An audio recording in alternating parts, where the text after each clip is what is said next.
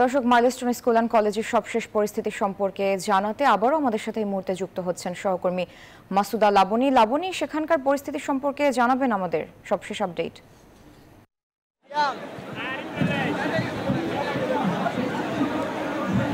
সারা এখানে কিছুক্ষণ পরপরই কিন্তু আসলে ধাওয়া পাল্টা ধাওয়া ঘটনা ঘটছে এবং কিছুক্ষণ আগেই যেহেতু এখানে উপদেষ্টারা আছেন, প্রেস সচিব আছেন, তাদেরকে এখানে নিরাপত্তা দেওয়ার জন্য যে পুলিশ সদস্য যারা ছিলেন তাদেরকে ইটপাটকেল নিক্ষেপ করা হয়। সেখান থেকে আসলে পুলিশ আত্মরক্ষার স্বার্থেই তারা আসলে এই যে প্রশাসনিক ভবন, এই প্রশাসনিক ভবনের ভিতরে চলে গেছেন। এবং যদিও আইন উপদেষ্টা আসিফ নজরুল জানিয়েছেন যে শিক্ষার্থীরা যে 6 দফা দাবি জানিয়েছেন সেই 6 দফা দাবি তারা মেনে নিচ্ছেন এবং তারা এই 6 দফার সাথে একমত, কিন্তু আসলে বাস্তবায়ন না হওয়া পর্যন্ত শিক্ষার্থীরা ক্যাম্পাস ছাড়বেন না এমনটি বলছেন। এবং কিছুক্ষণ পরপরই কিন্তু এখানে ধাওয়া পাল্টা ধাওয়ার ঘটনা ঘটছে।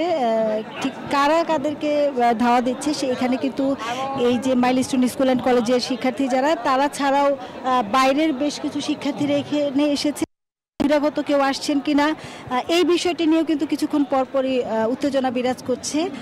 এখন পরিস্থিতি থমথমে এবং শিক্ষার্থী যারা, তারা কিন্তু একটি অংশে তাদের যে বক্তব্য তারা সেটি দিচ্ছেন এবং এখনও এখানে দুই উপদেষ্টা এবং প্রেস সচিব অবরুদ্ধ অবস্থায় আছেন।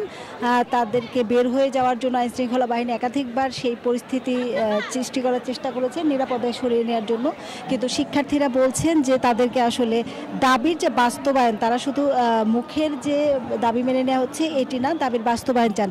এছাড়াও কিন্তু শিক্ষার্থীরা গণমাধ্যম কর্মী আমরা যারা আছি তাদের উপরও কিন্তু ক্ষণে ক্ষণে উত্তেজিত হয়ে যাচ্ছেন এবং তারা যেটি বলছেন যে তাদের যে নিহতের যে সংখ্যা, এই সংখ্যা নিয়ে তাদের বড় ধরনের একটি ক্ষোভ আছে এবং এই সংখ্যাটি সঠিক নয় এমন একটি দাবি করছেন।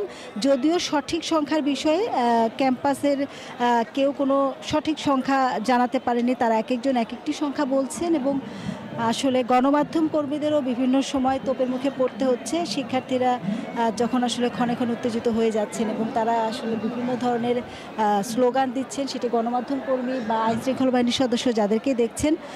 তো এই মুহূর্তে আমি একটু দূরে আছি, কেননা এখানে ইন্টারনেট সংযোগে কিছুটা সমস্যা হচ্ছে এবং এই মুহূর্তে পুলিশ সদস্য যারা ছিলেন নিরাপত্তা দেওয়ার জন্য, তাদেরকে আসলে ইটপাটকেল নিক্ষেপ করার কারণে তারা ভিতরে চলে গিয়েছেন এবং এখানে শিক্ষার্থীদের মধ্যে বাইরের কিছু শিক্ষার্থী আছে, আসলে কে কোন কলেজের বা স্কুলের সেটি বোঝা মুশকিল। যদিও অনেকের কাছে আইডি কার্ড আছে, আবার অনেকের কাছে আইডি কার্ড নেই। আমরা আইডি কার্ড এবং অন্যান্য শিক্ষা প্রতিষ্ঠান থেকে এসেছে এরকম শিক্ষার্থীকেও দেখেছি।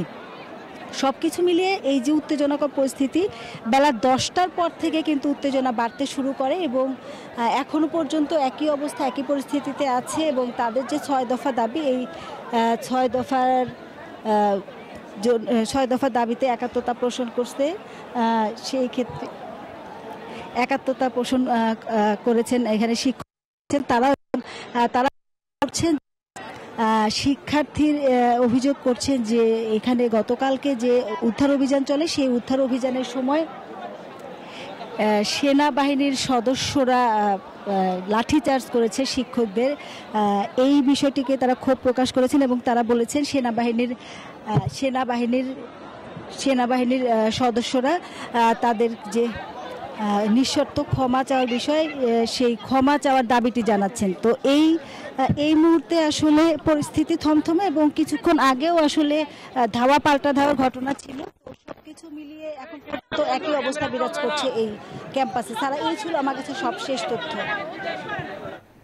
বান্ডেল থাকলে প্রতি সেনমানিতে টাকা বাঁচবে। বিকাশ সেনমানি বান্ডেল কিনে জিতুন প্রতি লেনদেনে।